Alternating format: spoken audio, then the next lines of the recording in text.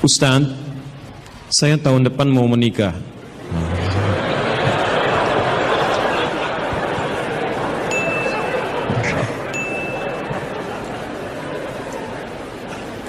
Selalu ada begini. Dengan seorang akhwat. Pasti seorang akhwat, gak mungkin ikhwan. Gak mungkin. Kalau seorang ikhwan ada yang salah dari diri antum ya. Baik, Quran surah ke-49 ayat 13. Ya ayyuhan nasu inna khalaqnakum min dzakarin wa untha. Hei manusia, kami ciptakan kalian pasangannya laki-laki dengan perempuan. Ya, laki-laki disebut dengan ikhwan, perempuan disebut dengan akhwat. Jadi kalau antum ikhwat pasti pasangannya akhwat ya. Allah menciptakan Adam dengan Hawa, bukan Adam dengan Adam, ya, beda. Baik. Orang tua sudah setuju, alhamdulillah. Qadar Allah beberapa hari lalu ia memberi kabar bahwa ia sudah menerima lamaran ikhwan lain. Masya Allah.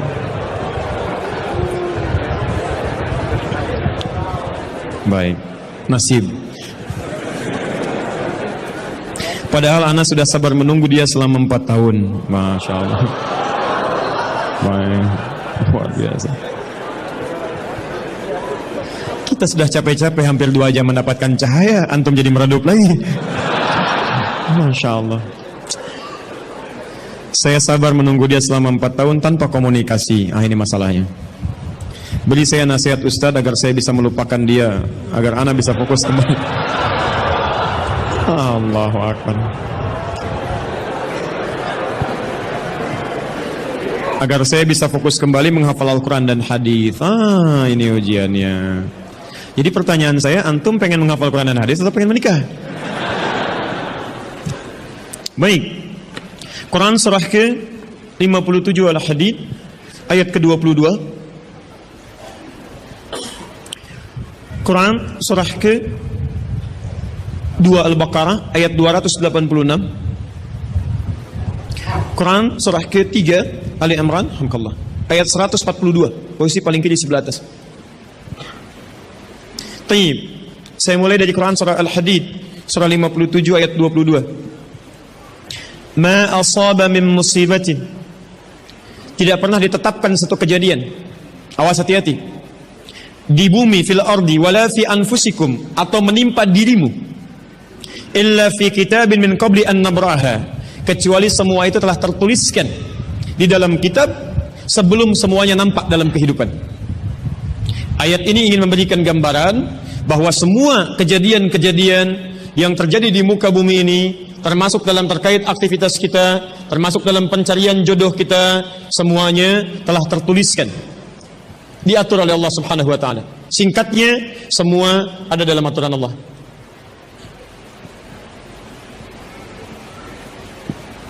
Fokus.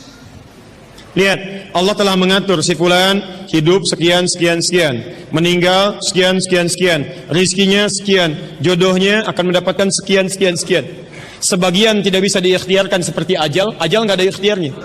Di Anda tidak bisa ikhtiar untuk bisa menunda atau mempercepat ajal, langsung. Nggak bisa diintervensi. Sebagian ada yang harus diikhtiarkan. Hukumnya sudah ada, cuman kita tidak tahu bagaimana dengan takdir yang telah Allah tetapkan.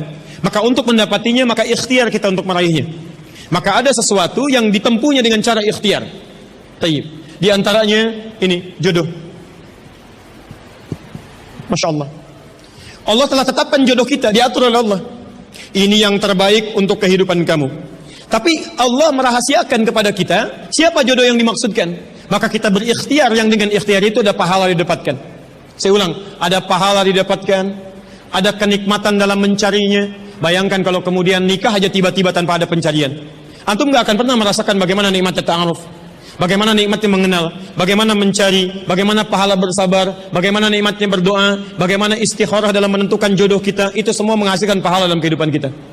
Maka yang pertama, lihat ketentuan Allah yang pertama, apapun ikhtiar yang telah Anda tempuh, maka semua ikhtiar ini tetap tidak akan keluar dari aturan Allah Subhanahu wa taala. Jadi kalau antum tadi sudah menunggu selama 4 tahun tanpa komunikasi, Masya Allah, sudah siap melamar, tiba-tiba Masya Allah dibalap oleh orang lain, kalah. Fokus. Maka bagaimana cara memahaminya? Perhatikan. Ikhtiar yang Allah tetapkan dalam aturan yang dibuat tadi, boleh jadi tidak harus selalu menyampaikan kita pada tujuan yang kita inginkan. Karena aturan Allah itu ketika ditetapkan akan bersanding dengan maslahat bagi kehidupan kita yang menjalaninya. Ingat ini ya, ingat. Aturan Allah ketika menetapkan, fulan rezeki kamu sekian, fulan fisik kamu begini, fulan jodoh kamu si fulan, si fulanah. Ketika Anda menempuhnya dengan ikhtiar, tidak harus kemudian Anda meraihnya sesuai dengan keinginan Anda. Contoh, maaf, Anda ingin misalnya sekolahnya ke ITB, Anda ikhtiar. Juara satu. Begitu tes di ITB, tidak lulus.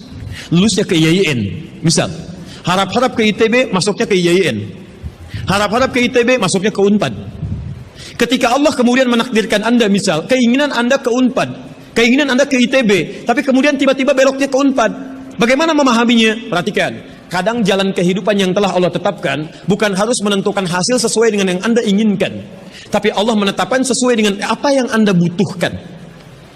Anda ingin ke ITB, tapi apa yang Anda dapatkan di ITB bukan maslahat buat kebutuhan Anda. Maka dibelokkan oleh Allah ke UNPAD supaya Anda mendapatkan apa yang Anda butuhkan dalam kehidupan Anda. Karena Allah mengabulkan apa yang Anda butuhkan, bukan apa yang Anda inginkan. Saya ulang, Allah mengabulkan hanya apa yang Anda butuhkan, bukan apa yang Anda inginkan. Ada 3 jenis cara pengabulannya. 1. Jika kebutuhan Anda sesuai dengan maslahat kehidupan Anda meminta. Maka jika keinginan Anda dalam permintaan sesuai dengan kebutuhan Anda, maka segera dikabulkan. 2. Ada yang ketika Anda memohon, Anda belum sanggup untuk mendapatinya. Nanti ketika Anda mulai sanggup, disitulah kemudian Allah berikan. Antum punya anak 5 tahun. Antum kaya, punya banyak uang, kemudian anak itu minta dibelikan motor. Dibelikan nggak? Uangnya ada, motornya siap dibeli. Anak baru 5 tahun, minta dibelikan motor, dibelikan nggak? Kenapa? Karena dia belum sanggup menggunakannya. Tapi Anda sampaikan, nah, papa punya uang, papa siapkan ya. Nanti ketika sanggup baru saya berikan. Demikian ketika Anda meminta kepada Allah Subhanahu wa taala dan memohon. Maaf, Anda mohon, belum dikabulkan juga. Boleh jadi bukan Allah belum mengabulkan, tapi Anda belum siap untuk menerimanya.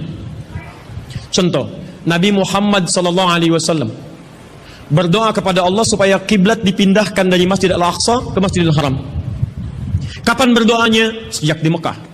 Kapan dikabulkan? Saat ke Madinah. Kurang lebih 3 tahun baru dikabulkan. Quran surah kedua Al-Baqarah ayat 144, paling kiri sebelah bawah. Qad nara taqalluba wajhika fis sama' falanuwalliyannaka qiblatan taradaha fawalli wajhaka syatral Masjidil Haram. Muhammad, kami perhatikan engkau senantiasa menengadahkan wajahmu ke langit memohon, meminta.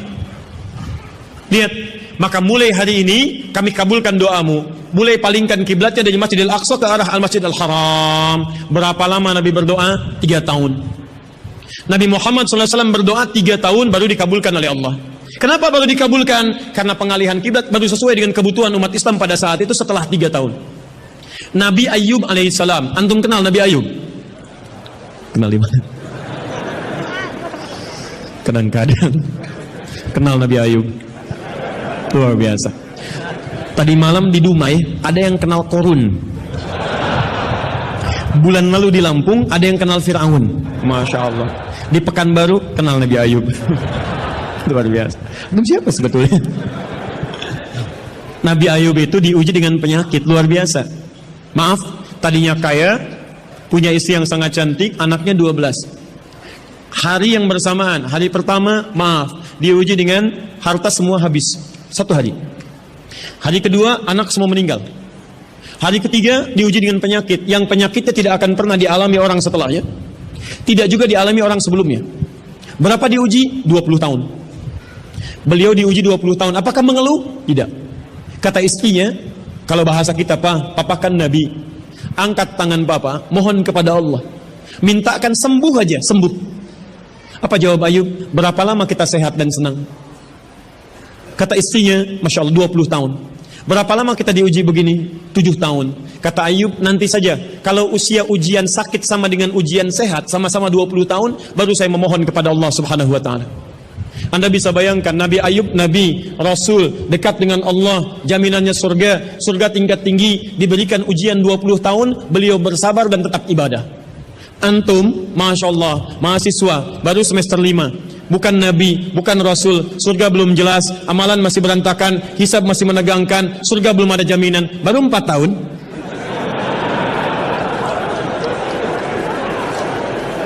Itu yang terbaik buat antum. Yang terbaik. Jadi bukan berarti ketika Anda tidak mendapatkan dia, dunia hilang untuk Anda, tidak. Banyak boleh jadi itu hanya titian ajaran dari Allah supaya Anda merasakan bagaimana nikmatnya ta'aruf, supaya Anda belajar bagaimana mencari yang lebih baik lagi. Lihat kalimatnya, Quran surah ke-24 ayat 26. At-tayyibatu lit-tayyibin wat-tayyibuna lit-tayyibat al-khabithatu lil-khabithin, sebelumnya wal khabithuna lil-khabithat. Yang baik akan ketemu yang baik lagi, yang kurang baik bertemu dengan yang kurang baik lagi. Menurut Anda dia yang terbaik untuk Anda, menurut Allah dia bukan yang terbaik untuk Anda. Yang untuk Anda ada yang lebih baik lagi. Anda mau menghafal Quran, Anda mau menghafal hadis, maka Allah akan kirimkan kepada Anda yang bisa menjaga Quran dan hadis Anda. Kalau dengan 4 tahun belum bisa menjadikan Anda mendapatkan yang terbaik, tunggu. Karena yang terbaik itu lebih daripada yang mulia akan mendapatkan masa yang cukup panjang. Al-Bukhari menulis hadis 16 tahun, kitabnya abadi. Orang menulis kitab 16 hari belum tentu abadi. Jadi ketika Anda diminta menunggu dalam masa yang cukup lama, sebetulnya bukan masanya yang ditunggu, tapi di balik penungguan itu bukankah di situ ada pahala? Tadi Anda katakan Anda rajin berdoa, bukankah di doa itu ada pahalanya? Anda rajin tahajud, Anda bersabar, Anda bermohon, Anda istighfar. Jadi yang diinginkan oleh Allah dalam penantian 4 tahun itu bukan Anda menikah dengan calon Anda sekarang, tapi Anda mendapatkan pahala yang berlimpah, dan dengan pahala itu Anda siapkan Quran Anda, hadis Anda untuk membimbing pasangan Anda berikutnya. Paham sampai sini? Baik, alhamdulillah. Jadi nggak usah kecewa ya, nggak usah kecewa. Baik, yang kedua, lihat kaidahnya supaya kita bisa sabar, ya, supaya bisa sabar. 2 Quran surah kedua ayat 286. La yukallifullahu nafsan illa, tidak mungkin Allah menguji seorang hamba kecuali dia sanggup untuk mengatasinya. Tidak mungkin Allah menguji seorang hamba kecuali dia sanggup untuk mengatasinya. Tolong baca kalimat ini dengan baik ya. Kalau Anda sedang punya masalah, seberat apapun itu, yakinkan kata Al-Quran, tidak mungkin masalah ini diujikan kepada Anda kecuali Anda sanggup. Jadi kalau Anda tidak sanggup, mustahil ujian ini dititipkan kepada Anda. Jadi kalau Anda sekarang misal sedang punya ujian seberat apapun, itu tandanya cuman Anda yang sanggup, yang lain tidak sanggup. Makanya tidak diujikan kepada pemuda lain, cuman Anda, karena Anda yang sanggup menanggung bebannya. Orang lain mungkin sudah naik ke atas atap tuh, loncat, tidak. Anda tidak. Karena cuman Anda yang mampu, bukan orang lain. Ketika Anda mengatakan, ya Allah, kenapa mesti saya yang diuji? Kenapa mesti saya yang mengalami? Why me? Kata Allah, why not?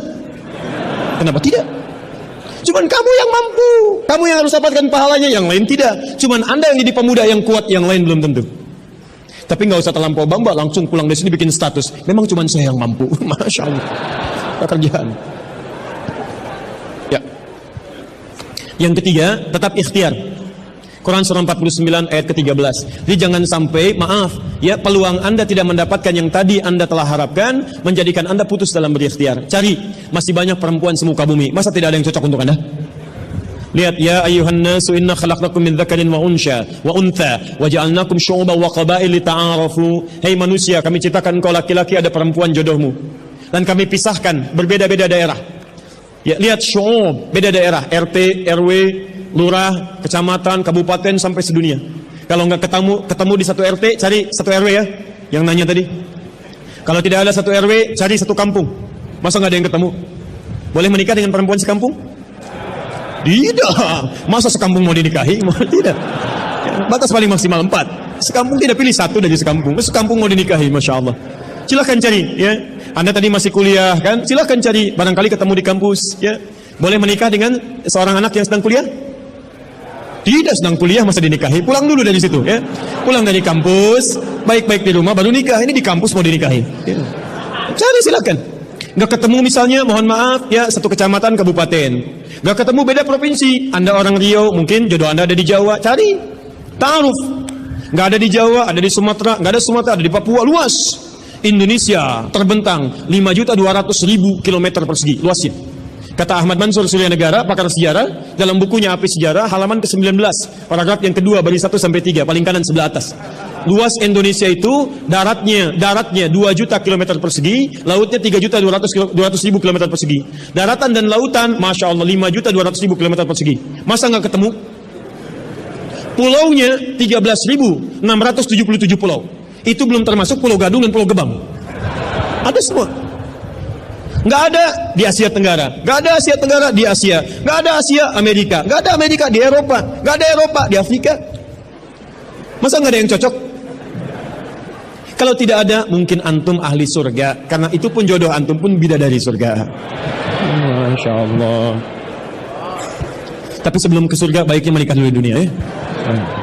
Ya sebelum kiamat kurang 2 hari. Tuh, baik aja ada pilihan, masa antum tidak ada?